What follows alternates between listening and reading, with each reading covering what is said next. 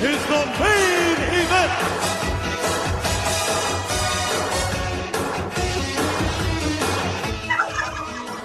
Hello and welcome everyone to the main event, Mark's podcast. I'm your first co-host, Troy. With me as always is my co-host with the most, the walking wrestling encyclopedia and the main event collector. He is the buff daddy to my big papa pump. He is Greg. What's up, Greg? No, nothing for buff daddy. He's a gigolo now, so I guess that's cool. Greg, he is a male escort. Okay, like, come on, show some class. God dang it! Oh, I'm sorry. I didn't want to, not class up Buff Bagwell. Well, yeah, I'm a fan of his, by the way. Man. I just gotta make that clear. I don't want people to think I'm crapping on him. I always like Buff. Did you see that cameo he did not too long ago where it looked like he had the crap beat out of him before he recorded it? Yep. Like, I don't know what happened. I don't even want to throw a guess out there, but it's like, I'm gonna say, I don't know, he escorted the wrong woman somewhere? Oh my gosh. Well, maybe they paid his weekend rate for him, and the guy came home while he was, doing his job. I don't know. He was on the job, so to speak. And yeah, it's officially November. Most people, I'm not fat, but I'm gaining a little weight here. Most of us fat people at heart look at this as Turkey Month and look forward to the main event of November, which is turkey and stuffing and all that good stuff and whatnot. And Black Friday. Well, yeah, Black Friday too, and is it Cyber Monday? Yep. Okay, yeah, I'm looking forward to all that.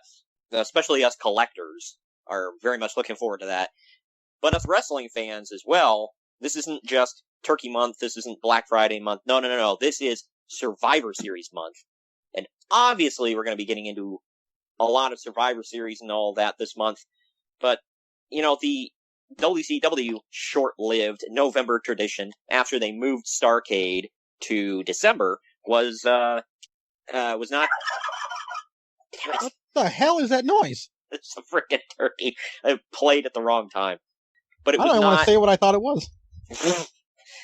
But the WCW Thanksgiving tradition on November was World War III.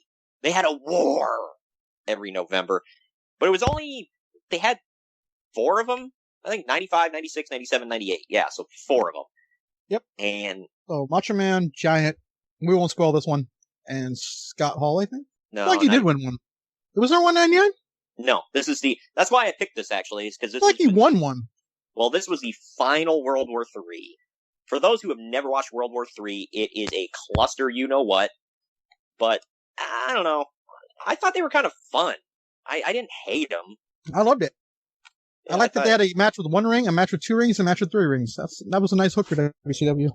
Yeah, and I guess the 3-ring thing, that's the entire reason they canceled it, was because of the 3-ring debacle, because it was rough putting together a show with 3 rings. You're taking away a lot of seats by not just pulling the barricades out for 1 ring, or 2 rings, which NWA did a lot of 2-ring things, I feel. A lot of battle royals and just various events with 2 rings. But no, this one was 3 rings, and it was nuts. They took away a lot of seats because of it, I'm assuming. And they said just, practically, they said it was just a bear to put together, and it never brought in good ratings. And I mean, you gotta think at this point, Survivor Series was established, was 87 was the first one, I believe? Yeah. Yeah, so 87, so, I mean, by the time this came around, it was 8 years old, Survivor Series, that is. And so it was the established show on November, because they had moved Starrcade, so that wasn't around to compete with it anymore. So this was, I don't know, WCW always had the other show of the month. Because you gotta think in March, April, they had, Uncensored, and what was the April show? The other show, Spring Stampede. Spring Stampede, okay. That one did okay. The other show. Well, and during the era of this, WrestleMania was usually a week or 2 after Uncensored. So Uncensored was more close to the quote-unquote competing show with WrestleMania, I believe. Either that or WrestleMania would fall dead between Uncensored and Spring Stampede. So, and those were the other shows. I think SummerSlam had some decent competition with Fall Brawl, I think. That was August?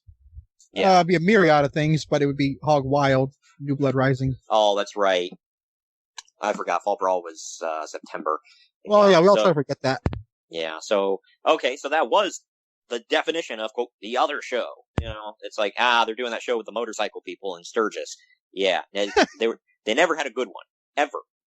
I dare anybody to find it, to prove me wrong. Because I'm so glad they replaced it in 2000 with New Blood Rising and brought some life. Yeah. And brought some life to the August pay-per-view. Right, yeah, they made it must-see pay-per-view. And then Royal Rumble, I guess Royal Rumble was the only one, because wasn't that Super Brawl month? No, sold out. Sold out was January? Mm-hmm. Okay. Well, Super Brawl, Super Bowl. That's what they did it for. Yeah, I get it. But, alright, so I'm continuing to make my point here. This was just the other one. Even though we just said we liked World War III, it wasn't Survivor Series. Yeah. And I don't think they ever had one that was like a great pay-per-view either. And we'll get into that with this one. Whether we liked it, didn't like it, or something. I'm almost certain that, with the exception of the first one, with Macho Man winning the world title there in the match itself, I'm almost certain they never had a world title match on this pay-per-view. Most likely, yeah. I mean, this one, the world champion is there. He makes various appearances, but he's not wrestling, which just kind of like, why? You're paying him to show up and do things? I don't know. We'll talk about all that. But I think it's time for our favorite segment of the show. You ready to get into the news and notes of the time? Oh, God. Screw Dave Meltzer. But yeah, go. All right. Well, we're going to get into all the news and notes right after the turkey here. Follow us on Twitter and Instagram at @mainevent_marks and Facebook at facebook.com/maineventmarkspod. Now, back to our program. All right, we're back with the news and notes of the time. Remember, we are in November of 1998. It was a big time in wrestling. WCW was not yet circling the drain at this point. They were still very much alive. But if you were backstage in WCW, according to everybody that was there, the writing was on the wall. Like, the ship could right itself, but it would take an act of God, and they didn't have any godlike people in WCW. So. Well, I did hear quite a few times Bischoff say in August of 98, when they were really hot, he knew the beginning of the end was coming. Yeah, he said he wanted to leave, and he said, looking back, he wished he would have left in September of 98. Because that's when, like, the merger had happened between Time Warner and Turner and all that, and they were starting to poke their nose into business and tell him how to run his company that had been successful for, as long as he had taken it over. And in his words, guys, I've never even turned an episode of Nitro on the TV, so they had no idea what the hell they're talking about. Yeah, he said he was like, he said they couldn't even tell Nitro from an old Law and Order rerun. It's like, wow. He said, he was like, looking back, it was a smart ass thing to say, and it was a bad business move in a meeting to embarrass, higher up. But at the same time, he said, I'd ask, people telling me how to run. I was like, can you tell me what night of the week Nitro is on? And he said they just looked at him with a blank stare, like, So he said they didn't even know what night of the week the show came on, but they wanted to tell him how to run the thing. Bottom line, that's all these are about. Yep. And my last job, I was working for people who had no idea what the hell coffee was, and they were telling me what to do. Like, just shut up and let me work. Yeah, well, and it also came down to they really didn't, according to, again, Bischoff and Schiavone and everybody else, they didn't. Time Warner came on. Not only did the Turner people not want wrestling ever, but they kind of got over it when they were turning a profit and pulling in monster ratings. But Time Warner was just looking for a reason to cancel them, even as a good show. So they were just waiting and biding their time, and sure enough... So they want money, but they want it in their way. Yeah, doesn't that sound like... stupid? Yeah. Well... Hey, if someone's going to give me money, I don't care if I think the show is crap. I'll take it. Right, yeah, I hate, the Kardashian show, but it's like, if they were on my network and I was seeing monster ratings and pulling in great money, I'd be like, you know what? Be trashy. I don't care. Trash it up. But speaking of something else that had had died, wasn't dying, but actually died at this point. Unfortunately, we have to get into one death around this time. I wouldn't say she's a mainstream name, but the last name you'll recognize. The first story I got, Christine Jarrett, mother of Jerry Jarrett and grandmother of Jeff Jarrett, passed away after complications from a heart attack a few weeks before this show. Jarrett worked in the business since the 1940s as a ticket seller and later promoting wrestling shows in the Nashville area. I think she was one of the first female wrestling promoters in the country that actually had a promotion. So it was sad, but it just shows that Jeff comes from a line of promoters. He's not the first or even the second. So third generation promoter. But anyway, moving on. It is. It really is. Something else came out. I didn't realize timeline, but it makes sense. Wrestling with Shadows had its big premiere in Canada and was sold out with over 1,200 people showing up to see it. I didn't realize it dropped at this time in history, but like I said, makes sense. In theaters? I don't know. I mean, they showed it at a theater. I didn't know it was in theaters. That's. Yeah, because I had watched it, and I watched it on television. So I was like, I know for a fact I didn't go to a theater to watch it. Me and my dad would watch it on TV. I was like, hey, is this about Bret Hart? I was like, yeah. So we sat and we watched it. Also, around this time, another person involved with Wrestling with Shadows, Shawn Michaels, was told last week that his career is over by a back specialist. Michaels reportedly wants to return to wrestling in a limited role and is looking for second and third opinions. In the meantime, WWF brought him back to TV this week as the new heel commissioner. WWF wanted to bring him back and have him feud with Triple H and DX, but now it looks like that won't be possible. So they're trying to get some return on investment since they're paying him $750,000 a year. It did happen though. It did, but after this contract expired, he'd be kept off TV until recently for a number of reasons, mostly his behavior and how it affects the locker room morale. Apparently, at this time, he was still kind of a dick. Or excuse me, he was a Richard. Well, he had yet to go with Jesus.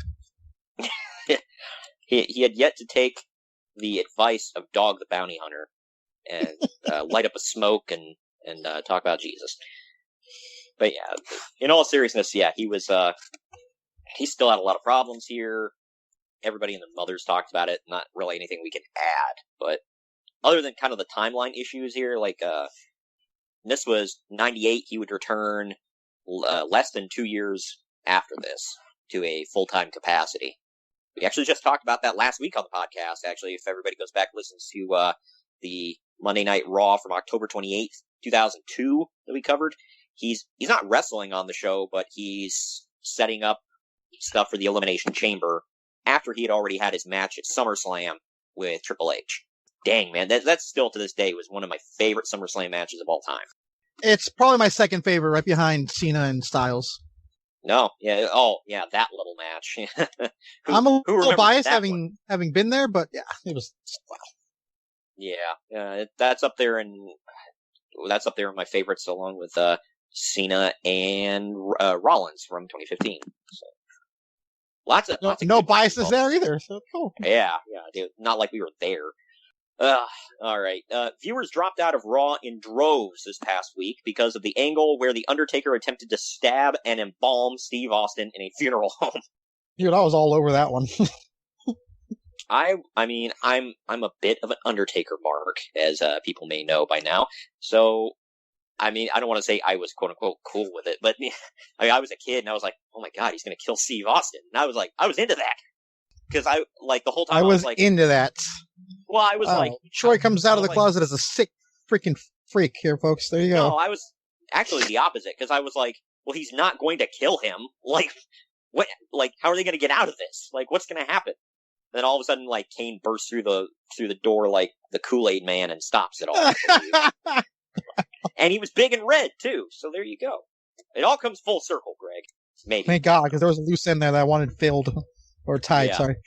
Yeah, I'm shocked that that angle made enough people go gasp and they clutched their pearls and all tuned out of the show. It doesn't say they tuned in a Nitro, by the way. It just says they shut Raw off. It's like, look, this is bad, but not bad enough for me to watch Nitro. All right, like I'll just turn it off. Nothing's that bad. And Nitro was still decent at this point. Speaking of bad enough to make you tune out, no word yet on the future of Public Enemy. I'm gonna not say a word because I don't want to disrespect the dead. We're not talking about the men themselves. Well, in that case, I had no want to see them ever wrestle ever anywhere. Sorry, I don't remember a single match they had. All I remember is they walked to the ring with tables, waving their arms and going nah nah nah nah nah. And that was the best part of the match usually. Yeah, and then that damn bell had to ring. They were released a few weeks ago by WCW, and there's been rumors of them coming back to ECW to feud with the Dudleys. Oh, joy. They did make a pit stop in WWE, but that might have been in conjunction with ECW, so it might all have been one thing. Yeah. Well, Paul Heyman said that he'd be open to bringing them in for a short program, but isn't interested in using them for a long term. Don't know why. Figured that'd be right up Paulie's alley to bring those two back, but he claimed they were part of the greatest moment in ECW history. Good God. Where they had that garbage. Did we review? I think we reviewed that show. I can't remember. Or no. I heard garbage, and then it all yeah, that makes sense. ECW. I know you and I watched it at one point. I don't think we reviewed it, but it was I think it was their first pay-per-view or major show or whatever, where at the end of it, they had a garbage match and then invited everybody in the crowd into the ring to wave their arms. Yay. That was the Philadelphia house party? Yeah, no, it was something else. I can't remember what it was called now, but they must have done this a couple times because they did it at that show called Philadelphia House Party. Okay. Why do I know that? I don't know. This one was... I try to fancy myself somewhat a wrestling historian, so I'm going to use that as my out. We said at the opening of the show, you're the WWE Walking Wrestling Encyclopedia. So you go. Usually you're not the one for ECW facts, but you've thrown a few out. Well, you got the network, and you get bored, and stuff. You see stuff. See stuff. I see things. I see stuff. I didn't see nothing, right? I didn't see nothing. Don't ask me about it. I ain't seen nothing. That's supposed to be my gimmick. God dang it, pal. Gimmick infringement. Tell your mother. Send my love. Yeah. Hey, how you doing? Say hi to your mother for me. Alright. The word is going around that Hulk Hogan may be leaving WCW soon, either by quitting or retiring. The rumor is that Hogan would announce this on The Tonight Show with Jay Leno. Well, he forgot what this turned into. Yeah. Those of you that don't know why we're laughing. He announced he was running for president in 1998, by the way. So this was they didn't have an election until 2000. So he was announcing the 2000 debacle. Man, he would have been better than that. But he would have outright won Florida with that. With him being on the ticket. Hell yeah, yeah. What you gonna do, America, when these 24-inch pythons run wild on you? Check those chats, brother. Well, we know that the Secretary of Defense would have been Horse, right? Hell yeah. And head of security is Vincent? Well, yeah, Vincent would have been the head of the Secret Service. Horse would have been... Hold on, stop. Just... What? Who's gonna be the vice president? Just say it, please. Just say it. Say it. Well, I'm gonna say his God-given... His birth certificate name that, his Christian name, it was Brutus the Effin' Barber. Even though on this show he is the disciple. Yeah. So. Oh my God. One of his 5,000. I knew we were on the same wavelength there. I knew it. Well, yeah, he would have been. And can you imagine that whole debacle going down with the sex tape and all that while he was the president? Listen, brother. Hey, Bill Clinton was leaving office. I mean, it's only fitting. You make jokes. Little do you know, it goes right in with the current timeline. It was in the Lincoln bedroom, brother. We would have been talking about the size. WTF. We would have been talking about the size of the president's thermos. All right. Oh, good God. Biggest thermos of all time. I've seen it. I know it. You know it. Everybody knows it. Huge. Hey, it's funny. It's funny. He would have supported Hulk in that run too. I think he loves Hulk Hogan. Probably. Big wrestling fan. Probably would have financially backed him the whole way. Well, yeah. If everybody goes back to, was it WrestleMania 4? Good God, I was just thinking about that promo. Yes. We were talking about. 4. Thank God Donald Trump is a Hulkamaniac, brother. We'll have to talk about that someday. This, by the way, we're recording this way early because of things, but as of the release of this podcast, Election Day was yesterday. So, and there's riots in the street, no matter who won. We still don't know who officially won, and all that good stuff. Did I get all that right? And if any of you have not drank yourself into a coma long enough to listen, and I'm not talking about whoever won, if you're still sober enough to listen and enjoy this podcast, thank God. It appears that WCW is going to let the Warrior ride his contract out by sitting at home and collecting a paycheck. Oh no! Damn. Yeah. Also, not to get ahead, but I remember when I was watching this with my friends, going into this, I really thought the Warrior was going to be in it and win it. And then we were going to get him Goldberg. I really thought that. I wish. However, we are not going to get Goldberg we did not get Goldberg versus the Warrior in WCW, but if you listen in on Mondays to the main event, Figure Federation, on my show, Jacked, that is a very real possibility. I have both Goldberg and the Ultimate Warrior on my roster. Cheap plug. So if you are not already listening on Mondays, main event Figure Federation, Greg has Overdrive, I have Jacked. I just want to say my current United States champion can kick either one of their asses, but anyways, I digress. Nobody can kick their ass. Nobody. But we'll see. Alright. Anyway, the next, some more WCW, ridiculousness here. Randy Savage is expected to return to WCW soon with a new look and a new valet, which is his current real-life 22-year-old girlfriend, who is said to be a Pamela Anderson lookalike. Wow, I'll be damned. They got that one right. Yeah, I know. Well, been a blind squirrel, right? The Giant is said to be as good as gone from WCW. The company offered him a huge deal to re-sign, and he turned it down, and WCW has all but given up on keeping him and are just jobbing him out until he goes. Yeah, because I wonder what's going to happen with him. Yeah, I was going to say, didn't he literally pop up, in February of 99 in WWE? Yep, in that cage match. Yeah, and he started, I guess if you continue on from WCW, he continued on his track of being the world's stupidest wrestler. Because he was like, I'm here to help Vince McMahon. By the way, I'm going to throw Austin out of the cage and help him win. He was a complete moron. And it continued on into WrestleMania, where he did his first flip-flop from heel to face, and he purposely got himself disqualified so that Mankind could referee the main event. You remember? I do. He was an idiot, and Vince I McMahon... thought that was in keeping with the story, though. Well, the thing was... I mean, the cage match was stupid, but that going into it was in keeping with the story. I gotta give him that. Sort of, but it was like, at the same time, he was supposed to stop Mankind from being able to ref the main event. So what does he do? Purposely gets disqualified so Mankind can ref the main event. And then because going into that, he was starting to break away from the corporation. Him and Rock were even fighting and stuff. Yeah. Well, so it all makes actual sense. Yeah, it's still just I don't know. It still makes him look stupid to me. And Vince McMahon rightfully slapped him in the face. Stupid. Good Lord. All right, last story here. Meanwhile, Chris Jericho and Chris Benoit have steadfastly refused... Oh, wait, you won't say that name.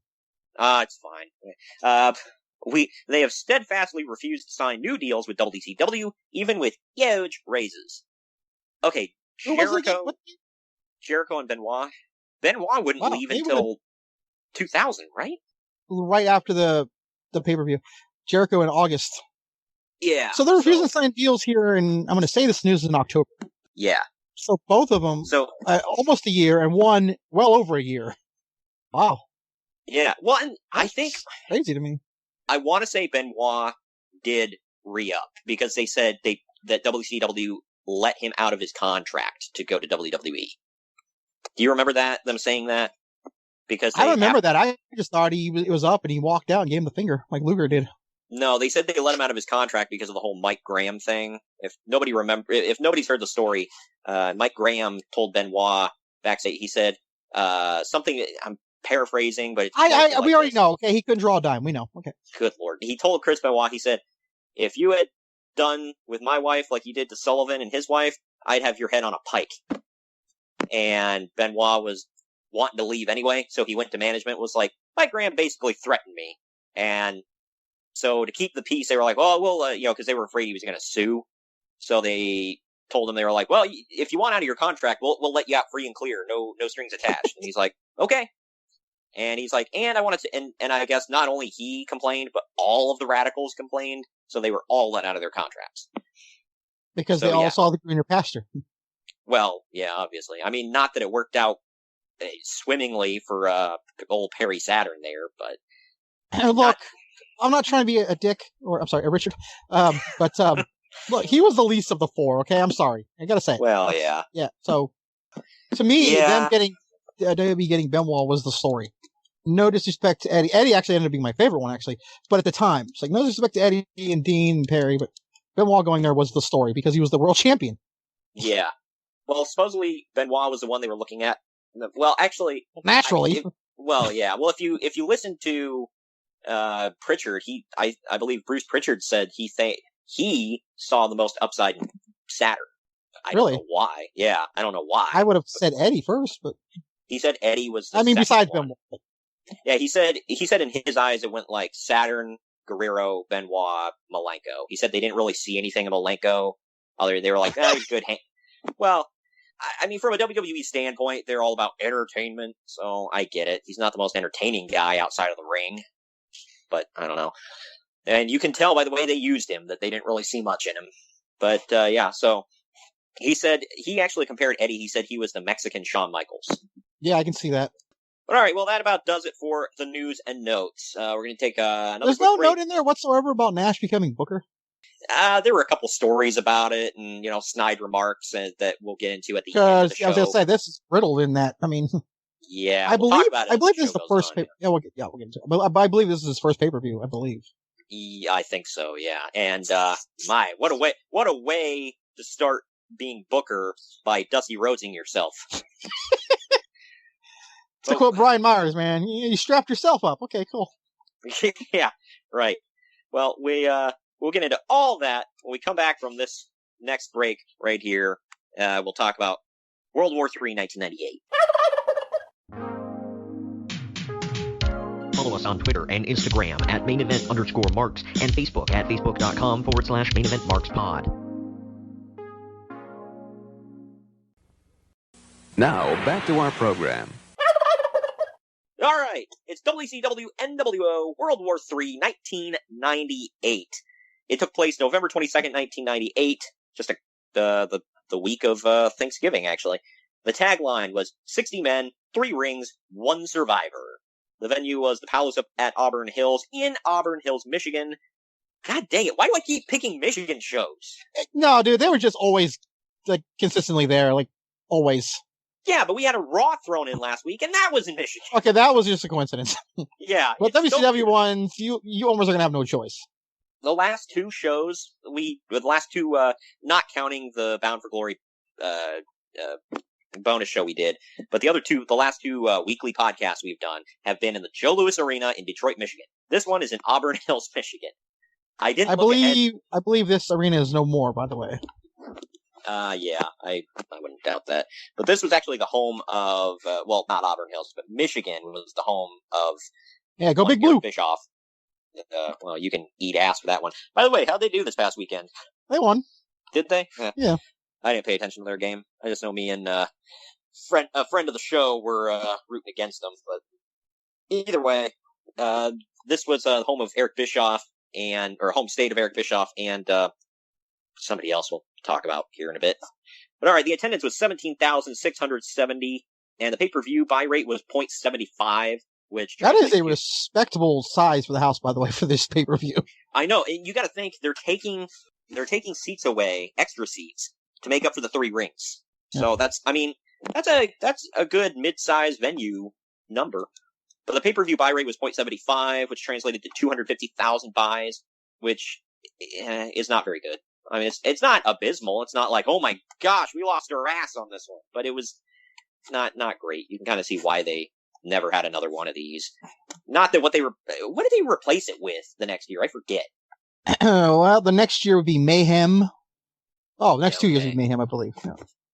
I don't know if that one was any better, but considering it was 99 and 2000, I can safely assume they sucked. But Well, Bret Hart won the world title there. That was a pretty historic moment. But well, yeah, and Bret Hart was on this card in the main event.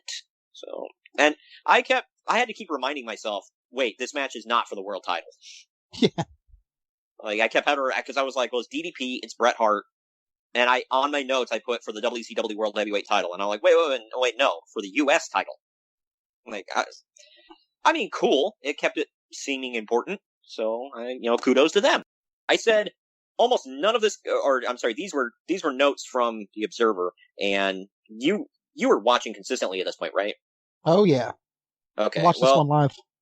Maybe you could clarify that if this was true. It says almost none of this card was in place up until the week of the show, but they finally managed to advertise some matches on the Saturday night show the day before. 2 matches that were advertised technically never happened. We'll get to those. And Scott Norton versus Booker T was advertised, but just dropped with no word on why.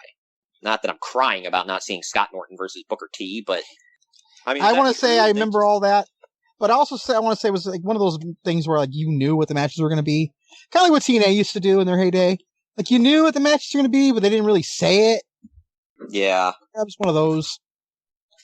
Okay. Yeah, this was... I mean, because also, let's be realistic. We had 60 guys in 3 rings. That's like probably a good third of the show. I didn't time it, but I can assume it was a good third of the show. So they didn't have much to fill in. And pretty much everybody else was going to be doing double duty. So, Yeah, this was it was what it was. I don't know. The matches they filled in with were whatever. It was a 2-match card. Let's be honest. It was the main event, and yes, the World War III Battle Royal. That was literally it. Past that, I don't think anybody knew or cared what was going on. To this day, I still laugh. The Battle Royal wasn't the last match, but I know. I'm like, what? But I also said about this here, the opening package is definitely the most 90s thing I've ever seen. Yes. Dude, that's why I know, literally, techno. I'm like, wow, this is my childhood all wrapped up in one, which was the 90s. Yeah, it was like the 90s, like the club scenes in Blade, that kind of music they're playing, so it's stuff like that. Goldberg pulls up in a limo and walks to the arena to start the show. He does not have a match. Just gotta pound that home. He does not have a match. He showed up in a limo, which I also thought was very un-Goldberg. Why would the world champion have a match on a pay-per-view?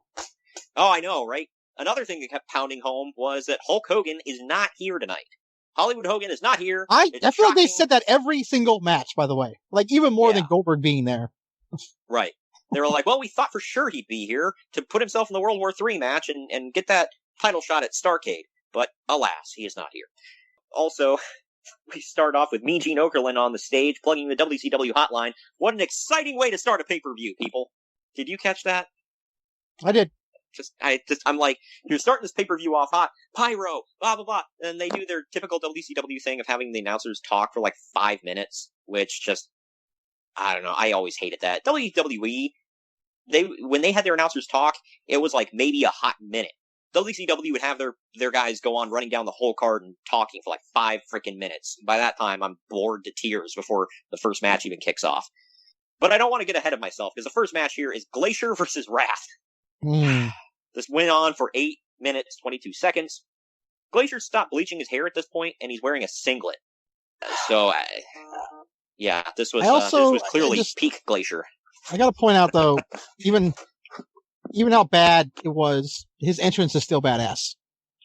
Oh, yeah. I mean, I always get hyped for the entrance, and then that damn bell had to ring. But Mike Tenay mentions that Wrath will be on the Mortal Kombat TV show, which I forgot was a thing. And he is being considered for various movie roles. Yay. Hey. Wrath wins with a meltdown. That's literally all I have. Uncle Dave gave it a half a star. I gave it 2 because it was below average, but it didn't suck. What say you? I also gave it 2. I was like, it was not the worst piece of crap ever. I was entertained. I mean, I just love Mike Tenay spouting out, talking about, Wrath is going to be a big movie star. Like, no, he's not. Yeah. And we talk. I think we used that the most 90s thing I've ever seen line a little too soon when talking about the Mortal Kombat TV show. Yeah, right. I did think it was interesting though. I believe going into this, Glacier was playing the heel. So was he? Yeah, I think he was the heel in this one. I know they were doing what Baron Corbin ended up doing, sort of. I mean, not the exact same thing, but if anybody remembers Baron Corbin in NXT. When the first, better part of a year that he was there, I mean, obviously with Wrath, they didn't do the countdown, but it was, No, Wrath was the meltdown. Gosh.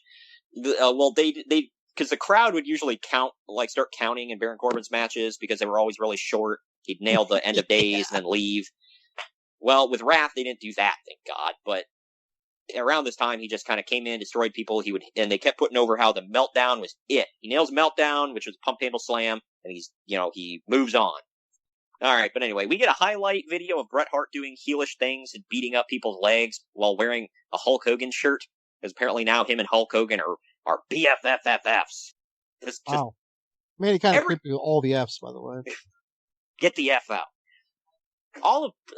Bret Hart's WCW run was so effing weird, because if there's one group I would not team up Bret Hart with, it's the group led by Kevin Nash, Scott Hall, and Hulk Hogan. Yeah? And I know Kevin Nash wasn't in the group at this point, but why? These are all the people Hart hates. So naturally, and in real life, by the way, he dislikes them. So let's team them up. Yeah? Whatever. And he's it's wearing called irony. Shirt. Yeah, and he's wearing a Hogan t-shirt. He's not even just in the group. He's wearing a Hulk Hogan shirt. Not even just like an NWO shirt. No, Hulk Hogan's special shirt for himself. Well, they made sure they turned into a thing though with Piper. He goes, "You say you're in the NWO, but you never even worn an NWO shirt."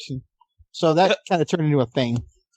Yeah. So he's not in the NWO. He just really likes Hulk Hogan, even though he doesn't really like Hulk Hogan. I'm confused. Job well done then. Yeah. Up next, man, if you really want to bring the house up at this point, we've got Stevie effing Ray with Vincent in his corner. He's taking on Conan. This match went just shy of 7 minutes. 6 minutes too long.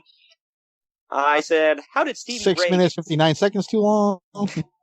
I said, how did Stevie Ray get to come out to the main NWO Rock House theme and not the B Team theme? Because he's Stevie Ray. Yeah, he's well on his way to leading the Black and White, Oh, yeah.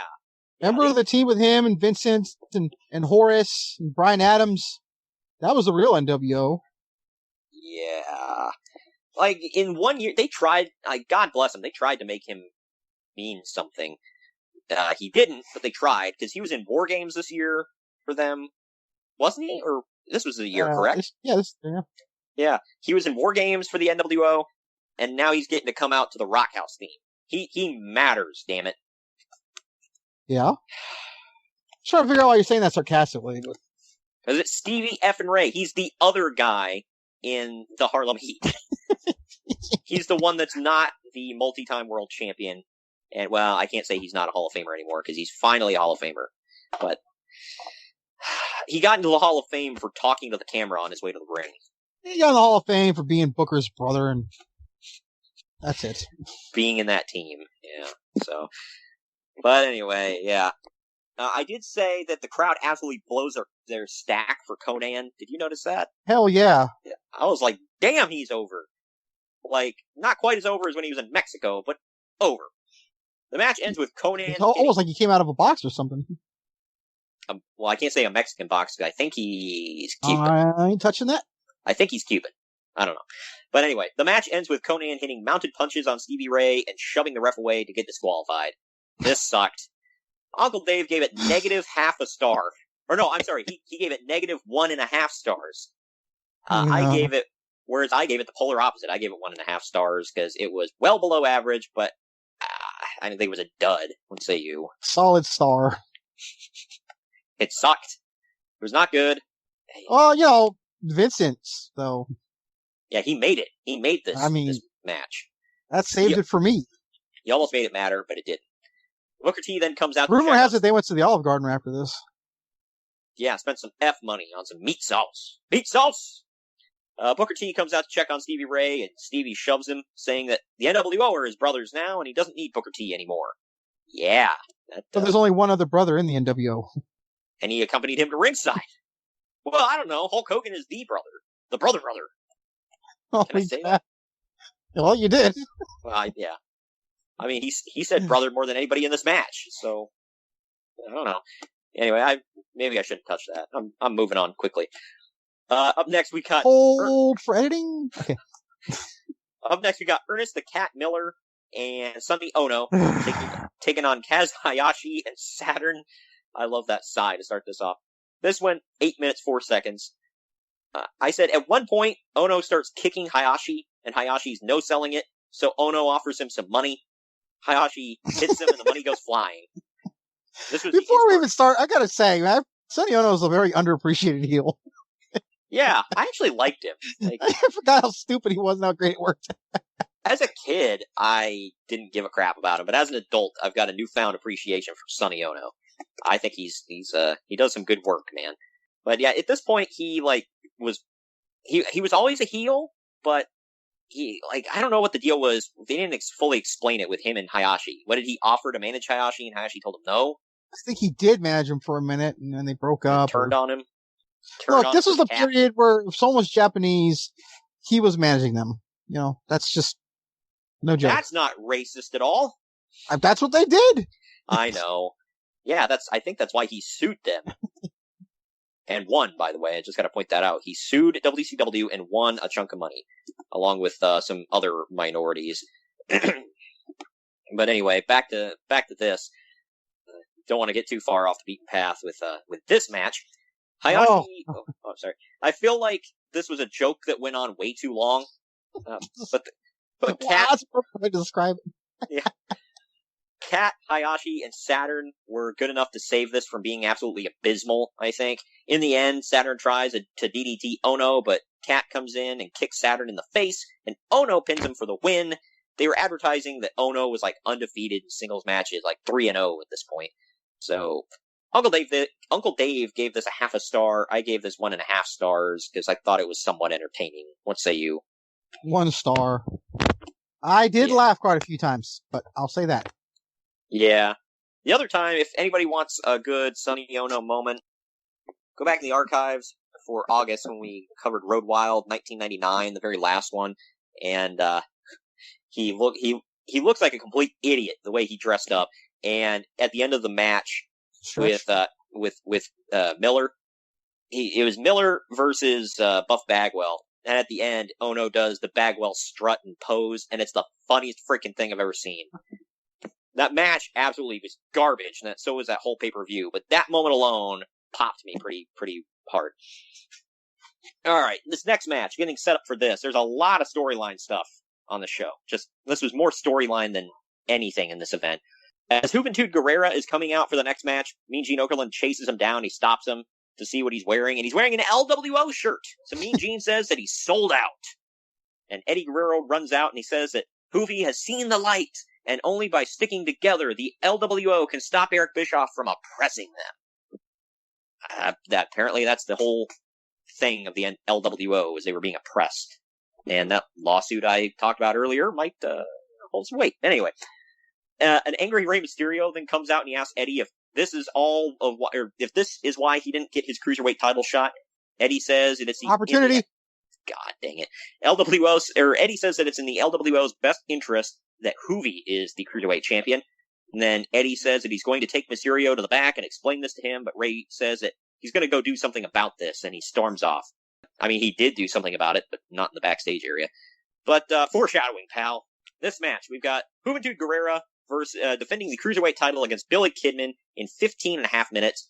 And I just got to say, holy crap! I actually woke up and the wrestling match was happening. Right. I couldn't believe it. I was going to use one of your favorite lines of, and then a wrestling match breaks out. This doesn't surprise me because isn't Juventud the best wrestler in the world at this point right now? We're building up to it. 1999, he was the greatest wrestler in the entire world, on the whole planet. So, according to one Uncle Dave Meltzer. He drove that peso truck to San Jose, backed it up into his front yard, and emptied it. Yeah, that check actually cleared. And Billy Kidman, man, he was he was about to get that hot feud against Hollywood Hogan here before long. Because that's what the internet wanted, Greg. Yeah. I was dying for it. Right. Well, these guys do a lot of cool moves, including involving multiple rings and springboards and stuff. I love that. Cruiserweights always utilize 3 rings. Juvi goes for a top rope Frankensteiner, but Rey Mysterio runs down and he holds Kidman's shorts to keep him on the top rope. This makes Juvi crash and burn to the mat. Kidman then hits the shooting star press for the win. Uncle Dave gave this 3 3/4 stars. I gave it 3.5. What say you? I gave it 3. I was almost on the border between that and 4. It was solid. It was solid. I loved it. Easily the match of the night, by the way. Yeah, this was really good. This was when the cruiserweights were, actually like deep in storylines. Yeah, and going back to that thing, the being oppressed part, real quick. If memory serves me correctly, almost all the cruiserweights, like vast majority of them, were all Mexican. They were always in prime spots, either opening or like right in the middle, and they were always like heavily featured. So what the hell do they mean oppressed? They were talking about that Bischoff wasn't giving them pay raises like they should have been. They weren't getting paid like they should be for their spot on the card and for the work they put in. Well, I mean, I gotta point out, someone had, I think it was Ryback one time. I don't know how to pull his name out of my ass, but he said that every single wrestler on the card, no matter what they do, should be getting paid the same.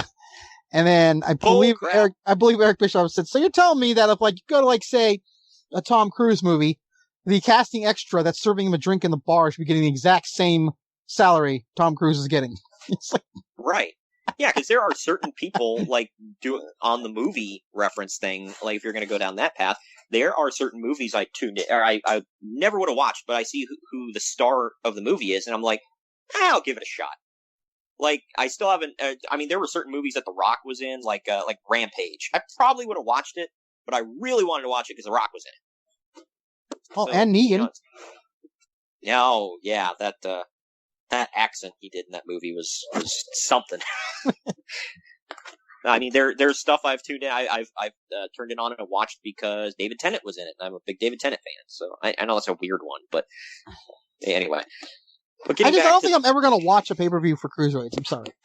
No, there's not one single person that tuned in because they saw that Hoovy versus Kidman was on the card. Not one. Also, we just established before we even started that we didn't know what the card was going into it, so. Well, even if we did, nobody would have tuned into this for that. Like, I don't know. But the LWO... Oh, you're watching World War III? Okay, I gotta go do something. Let me know when the Hoovy 2 Guerrero match is on.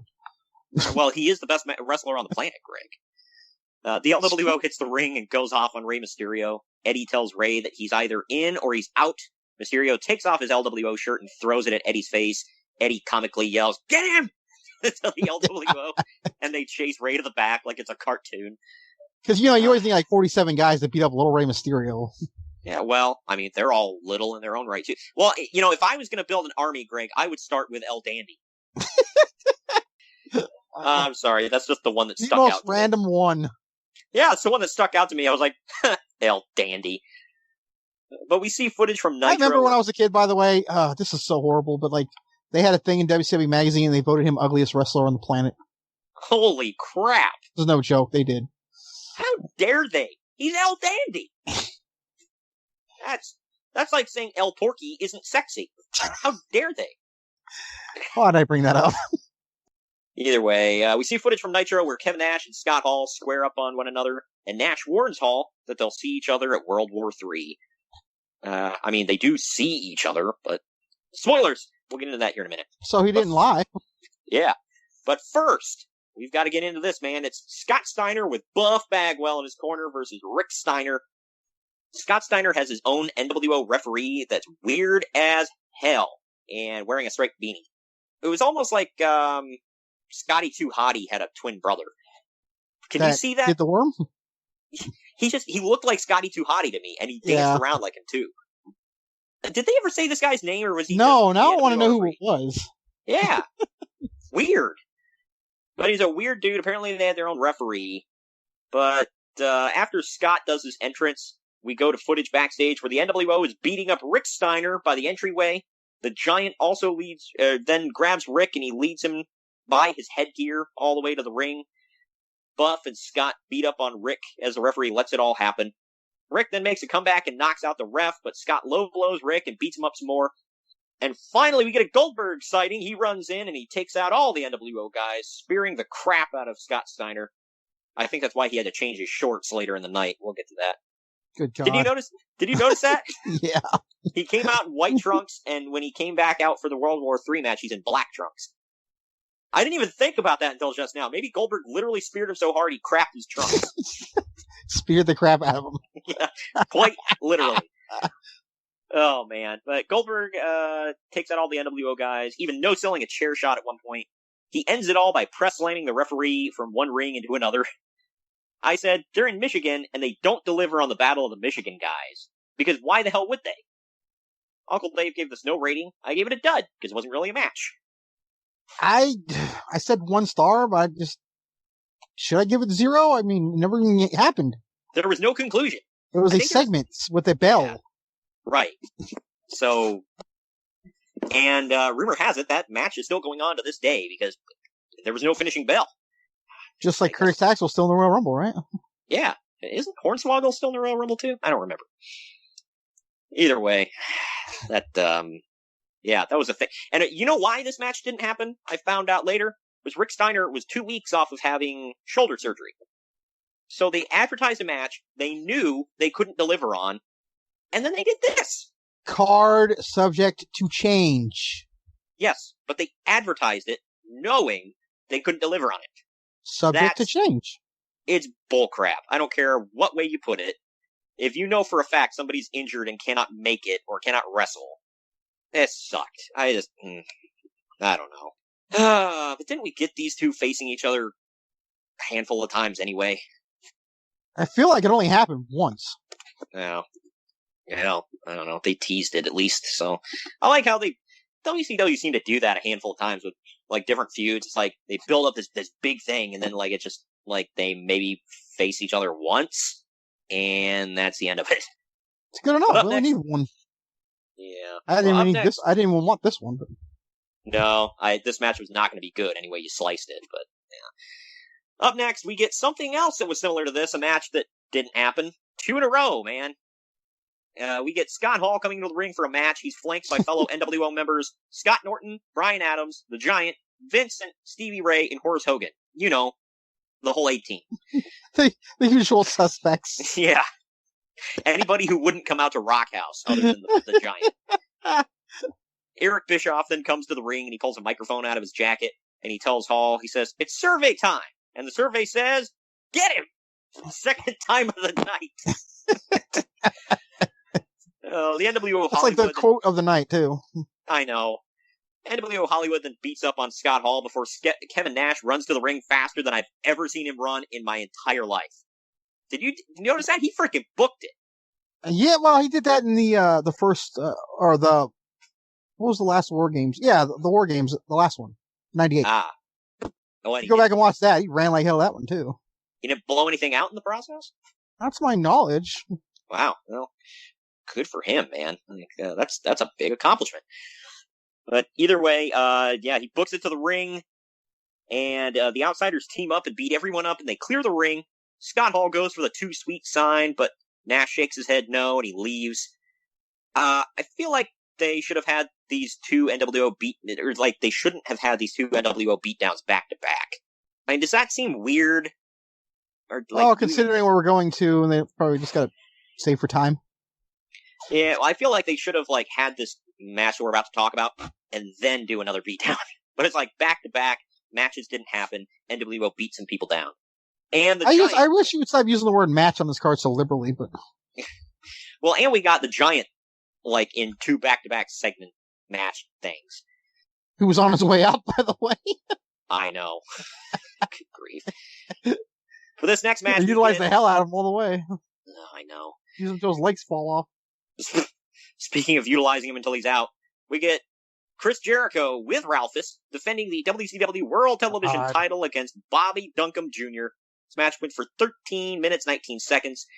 First of all, I'm reminded of the Eric Bischoff podcast on Chris Jericho, where, like we talked about earlier, they were trying to get Jericho to re-sign his contract. He kept putting it off and putting it off. He said he would literally, he knew the parts of the building that nobody ever went to, and he would purposely go and hide out there until his match, because he refused to sign a contract. Because he knew he was leaving, but he didn't want to let them know he was leaving just yet. It's still crazy to me that this is November of 98, and he doesn't leave until July, I believe. Yeah, I know, right? So you're telling me he's going to do this for another 8 months? Yeah, I guess so, man. Well, yeah, it was funny because Conrad was talking about it, and he said in Jericho's book, he said when he finally was told, you have to go to Bischoff's office, he wants to talk to you, and he went to Bischoff's office, said Bischoff told him, you need to sign the contract now, here it is, and he said, well, I'm not going to sign it, and according to Jericho, Bischoff said, well, if you're not going to sign the contract, no ticky, no laundry, you're losing the TV title. And he's like, you're losing it to Conan on TV. And he's like, all right. Is that really a punishment? I guess. I don't know. Well, the funny thing was, he said that. Bischoff was like, I don't remember. He's like, I might have said that. I'm not saying I didn't. That sounds like me. But he's like, I don't remember saying that at all. And then, I can't remember when he lost the TV title, but it was a while after this. Not to spoil this, but it could, we all thought Bobby Duncan was going to pull it out, man. But he went on for a while still being the TV champ, and then finally he loses it to Conan at Bischoff's place. And he's like, I told him no ticky, no laundry. Damn. Good grief. Freaking love that. But anyway, I said I couldn't bring myself to care about this one at all. It wasn't bad. I just didn't give a damn. You know what's funny though? I mean, these two men would go on to be huge, successful music stars. If you think about it. Right? Yeah. I mean, Jericho with his numerous hits with Fozzy, and then you've got "Rap Is Crap" by the West Texas Rednecks, which went aluminum. I was waiting for the pop on the. What the hell? Went aluminum. Yeah, that's how many it sold. Because anyway, copper and it would have been better. No, it was worse. But all right. Anyway, Ralphus grabs Duncan from the outside of the ring. That's sad. Yeah, I know. He passed. Apparently, he passed away way before anybody in the public knew about it. Yeah, I only heard about it because of Jericho's podcast, honestly. Yeah, and Jericho said, "Wow, I just found out he passed away like 6 months ago or something like that." It's like, well, damn. Anyway, Ralphus grabs Duncan from the outside of the ring, and Duncan has to work for like 5 effing minutes to try to pull Ralphus's big ass up onto the apron. Not to speak ill of the dead, but for God's sake. No, you know what? It was stupid, but man, it all fit with what Ralphus was, so it's fine. Yeah. It's totally fine when you think about it. Yeah, this was painful to watch, but he finally gets his ass up. I felt so bad laughing at this, because I think they're actually both passed away. And I felt so bad about this. I think Duncan died years ago, yeah. Wow. And I felt so bad laughing at this. I was like, oh my God. Maybe I'm a a-hole, but I laughed with no guilt. I'm not making fun of, saying it's like, ha ha, you piece of crap. I'm like, he's fat and he can't get up on the apron. I thought it was funny. It's funny because he's fat. I mean, that was his whole gimmick. He was a fat, slobby dude with no teeth. That was his whole gimmick. That was why he was funny. If that's his gimmick, and that's what he gets paid for. I think we have the right to laugh. Right. It was funny to laugh at, Rikishi's dimpled ass being shoved into people's faces. That was his gimmick. Right? No? Yeah, well. Anyway. You don't know this doesn't make me want to barf, but. Like Booker T. Anyway, Ralphus finally gets him on the apron. And then Jericho grabs the television title. He smacks Duncan in the head with it. I'll get to why this was stupid in a minute, but he smacks him with the TV title. I'm pretty sure we all know why it's stupid, but... Well, then he pins him, he gets the win. I said this was stupid because while smacking Duncan, the belt strap flings around, smacks the referee in the head, and then Jericho throws the belt into the center of the ring, plain as day, so the referee can see it, while making the 3 count. Just end this crap. Me and Uncle Dave gave it 2 stars. The match was okay. I said 1 star, but I said, I'm going to give it 2 because I laughed very hard, so I got to give credit for that. Yeah, I mean, kudos for that, I guess. This was just... But the match overall was 1 star. Yeah, it was something. I'll say that. But up next, we have Tony Schiavone explaining the rules for the World War III match as the hype music plays, which was the 90s techno club music, and pyro goes off like crazy. I always loved the pyro for World War III. Spared no expense, man. Yeah. I always loved that. I like them doing it like this better than, if you remember the 1995 one, they blow the effing pyro and then everybody starts battling. Pretty sure I would have hated to be the guy who drew short straw and had to stand in the corner. Because it looked like a bomb went off in the corner. I was like, oh, man, sucks to be you, bro. Anyway, TJ drawing the short straw. There's so many things I can do with that. Just shut up. Leave it alone. Just leave it alone. This match. It was a 60-man 3-ring World War III match. It went on for 22 minutes, 33 seconds. 2 of the biggest shock entrances for me, not shock like, holy crap, it's him, but shocked, like, wow, he's here. Okay. The first one was Gentleman Chris Adams, and the second one was the Renegade. For those that don't know, the Gentleman Chris Adams was the one who like popularized the super kick, and he was actually he was the inspiration for Shawn Michaels doing the Sweet Chin Music because he was a big fan of Chris Adams. I believe he trained Stone Cold Steve Austin, right? I want to say yes. The Renegade is wearing a dog collar and he has short hair. He looks like the long-lost third member of the Pitbulls. Wow. I didn't think about that. I mean, am I wrong? Nope. Yeah, because when they said the Renegade, I was like, that's the Renegade? Okay. Well, I mean, the paint had to go because, Warrior was technically there, right? Yep. Well, I knew he was on payroll only because he played Warrior's body double a couple times during the pop-up and disappearing act he did. I said, I think it's funny that Scott Steiner changed his trunks from white to black for this match. We already talked about that. I find it funny that you caught that. I'd never even thought about it. He pulled a Macho Man. Sort of, but less fancy. On his way out, Scott Hall finds the toothpick that he flicked earlier on the stage. He picks it up and puts it back behind his ear. This match makes me see that WCW has an overloaded roster that was entirely unnecessary. Kevin Nash clears ring 3 fairly quickly and is able to rest for quite a while. Under hard cam, I noticed that a couple of bros took off their shirts and are flexing into hard cam. I don't know if you saw that. I did not. I was like, oh my gosh. They're like, bro, muscles. Did they have blonde hair? No, but I think they were wearing sunglasses, which further cements them as bros. Bro. Bam Bam Bigelow jumps the guardrail at one point, looking like a jobless hobo. He slides into the ring. God. He does. He slides into the ring. He's quickly beaten up and thrown up, I said thrown up in my notes. I meant thrown out before security grabs him. Thank God he didn't throw up. Goldberg then rushes down to the ring and he brawls with Bigelow all around ringside area. Apparently, this was to build up like something between Goldberg and Bigelow. This was going to be the big feud. But WCW decided, because they brought, apparently, from all the rumors, Bigelow was supposed to enter and win this match. But they brought Bigelow back as a surprise a couple weeks before this, or a week before this or something. And they said, nobody really cared, and it didn't do very good ratings. So they were like, yeah, let's change course here. But they clearly were still kind of building that because they mentioned it 12,000 times that Bigelow debuted on Nitro. Yeah.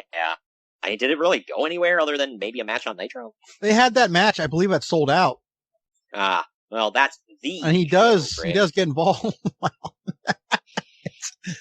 He does get involved in the match at Starrcade, I believe, doesn't he? I don't remember, to be honest with you. Okay. Yeah, I try to put that Starrcade match out of my mind, but we'll get to why here in a few. It comes down to Scott Hall, Lex Luger, and Kevin Nash. Luger tries to torture rack Hall, but Nash dumps both of them outside for the win. Uncle Dave gave this 1.5 stars. I thought it was a really good World War III match, so I gave it 2 stars. What say you? 2, yeah. I thought it was fun. Yeah, it's entertaining. I had a lot of fun watching it, and I remember going into it, I remember thinking that Warrior was going to be in it, like I already said. But then I forgot. I think I remember thinking Bigelow was going to win it because he just debuted and was becoming a thing. Yeah. Never called Nash. I do remember, though, popping hard when Nash won because I was a huge Wolfpack fan.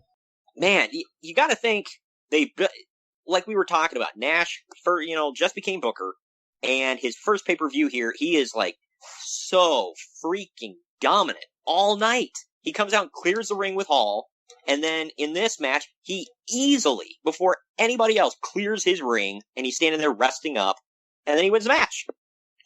Damn, dude, you gonna piss on them or piss in their mouth where they're on the ground? Wow. Holy crap. And I'm a big Nash mark, but God, this.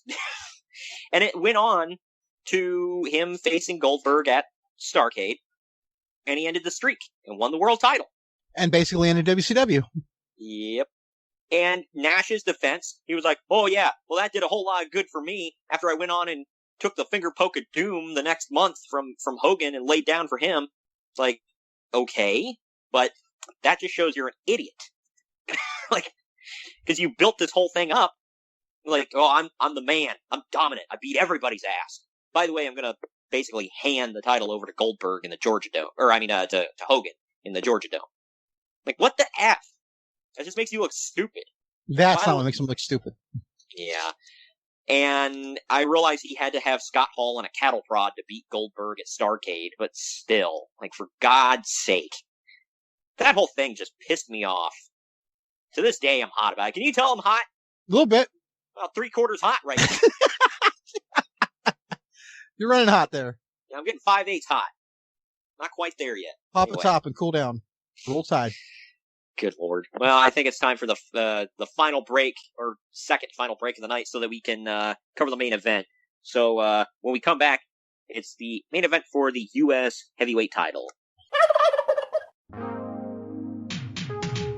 Follow us on Twitter and Instagram at @mainevent_marks and Facebook at facebook.com/maineventmarkspod. Now, back to our program. All right, the main event. We're back. It is Diamond Dallas Page defending the WCW United States Diamond Heavyweight Dallas title. white trash. What? That's what Scott Steiner used to call him. No, it's Diamond Dallas trash. No, he called him Diamond Dallas white trash. That's why it's really? funny. Oh, good Lord. Yeah, well, Matt Cardona cleans it up a little bit. He just calls him Diamond Dallas trash. Great. You know what? You saying that doesn't shock me in the least bit with Scott Steiner. Yeah. Just the promos he used to cut in WCW were the most offensive.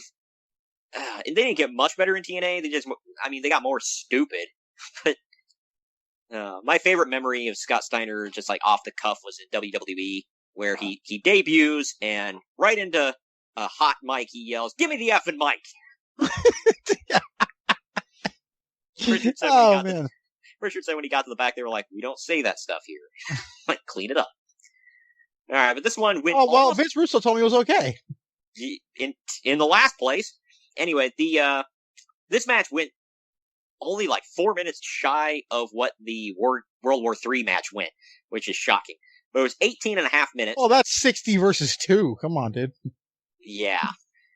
Towards the end, DDP gets frustrated and he brings a chair into the ring. The ref tries to take it, but Bret shoves DDP into the ref. The referee is down. The nWo ref that looks like Scotty 2 Hottie's clone now runs in, and DDP shoves him. Bret then punches DDP and knocks him out with what looks like brass knuckles. They never do, say what they are. It's just something wrapped in black tape that he punches him with. That's shoved into his junk.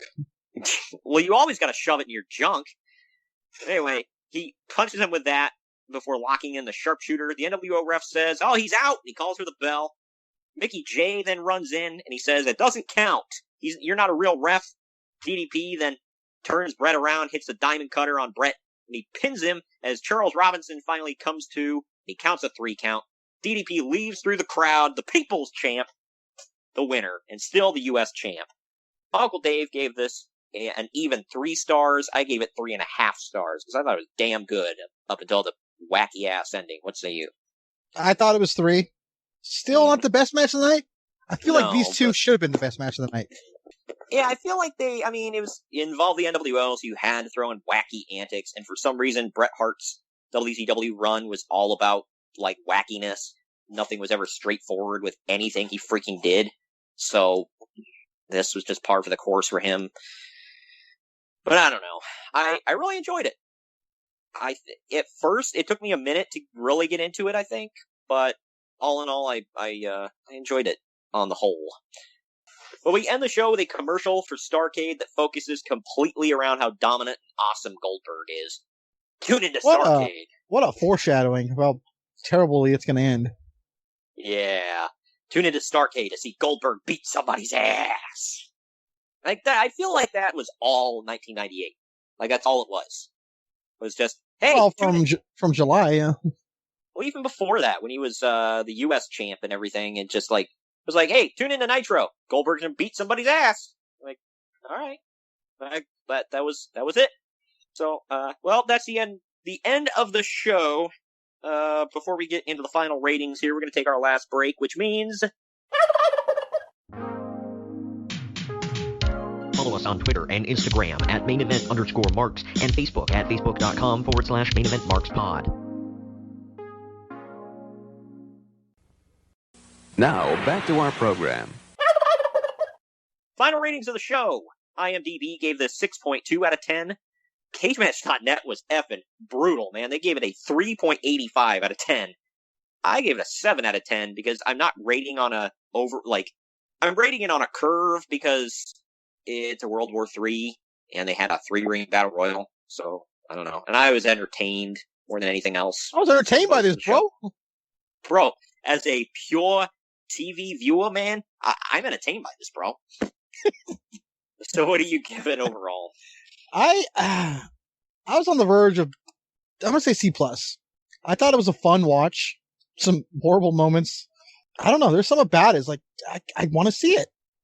Call me crazy, but I like watching it. Yeah. It was, I mean, overall, I thought, it was not bad. It was a pretty decent show. I haven't watched all the World War IIIs, but I think this was good. You can't believe anything Tony Schiavone says because he's gonna, about it. But he said, well, I think this was the best World War III match we've ever seen. I still think that was the first one with Savage, but... Yeah, I mean, that one was pretty good, but that one had the hook of, each ring has a giant in it. You remember that? I do, yeah. But they kind of bent that a little bit because they considered Hogan a giant. I mean, I guess he's a big dude. But in one ring they had the Giant. In another ring they had the Yeti, who was wearing a ninja costume. So they had, in each ring, they had Hulk Hogan and the two guys who dry humped him. Just 2 months, or just 1 month prior. Dude, that's epic. Oh yeah, man. But alright, so... Dude, come on, dude.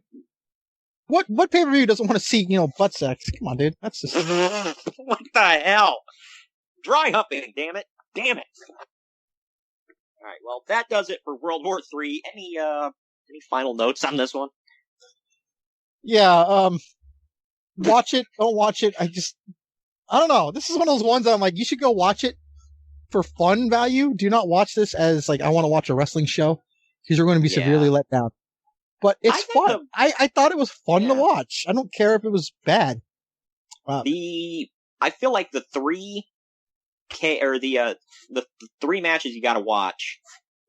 If I were to recommend anything, would be the Cruiserweight title match, the United States title match, the main event, and the World War III match. Other than that, meh. I mean, if I'm recommending a match, you know what I'm recommending, but...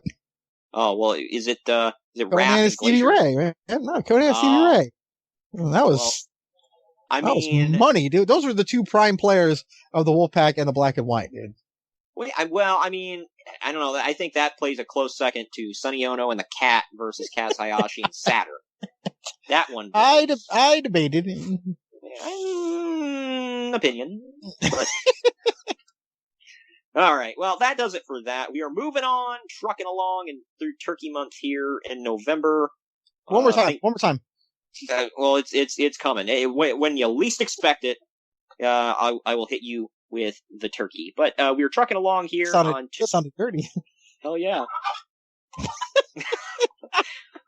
Oh man. But anyway, we're trucking along here. Turkey Month. We've got another show on November 11th.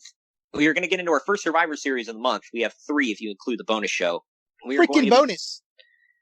We are talking Survivor Series 1996. This was... Actually, this is a good companion piece to what we covered last month with Buried Alive. You saw the winner of the Sid Vader match was Sid. We need to pull a audible now for December and do It's Time?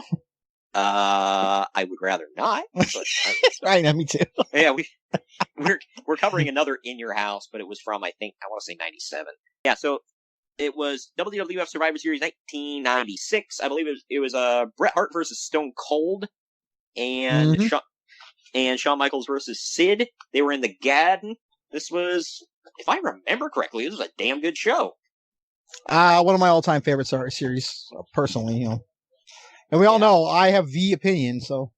Well, yeah, we all go to Greg to know whether or not it was worth watching. But anyway, this is one of the better Survivor Series ever, though. Yeah. Yeah, it was. I've seen it, but it's been a long time, so I gotta go back and rewatch it. Watch it for the first time in a long time. Yeah, if you gotta watch one match on the show, anyway. But yeah, so we're covering that one, and we are going to be hitting one more Survivor Series 10 years later in a couple weeks. Going to be hitting Survivor Series 2006. We'll see how things have changed drastically from 96 to 06. And then we've got the very first Survivor Series coming up. Jacob Grandi's going to be making a return to the show. That's going to be our bonus show for November. It's Survivor Series 1987. The very first one. Every single match on the show is a 5-on-5 Survivor, or well, not 5-on-5 Survivor Series, because there's a tag team one. I think there's a 12-on-12 at some point. Well, it's a 10-on-10. It's 5 teams on each effing side, so it's just a mass of humanity. Yeah, but so there's that. Definitely go back. Last week was our last show of October. It was Raw from October 28th, 2002. It ended with Triple H versus Kane in a casket match. We had fun with it. You know, it was what it was. It was something. And every single Monday here on the podcast, you may have been noticing on your feed if you were subscribed, we have the Main Event Figure Federation. This past Monday was our first official quote-unquote TV. I'm running the Jacked brand. Greg's running the Overdrive brand. I would say just please give it a chance. And if you're not into it after week 1, just stick with it for a little while because we're working the kinks out. We're working things out on how to move things a little more seamlessly. And I was sick week 1. I apologize if it sounds like I'm not into it. I am into it. I was just, brutally sick, but we had to record it. Right. Greg was sick. I was, I was still trying to figure stuff out with, just how to format things and all that, and with my playlist and all that. So, but it's going to be better moving forward. I absolutely promise you. So stick with it and just give it a shot, give it a chance. I think you'll like where everything is going. But yeah, I think that about does it. Thank you for joining me today, Greg. Mm-hmm. And we will see you all next week here on the podcast where we cover Survivor Series 1996, Back to Attack.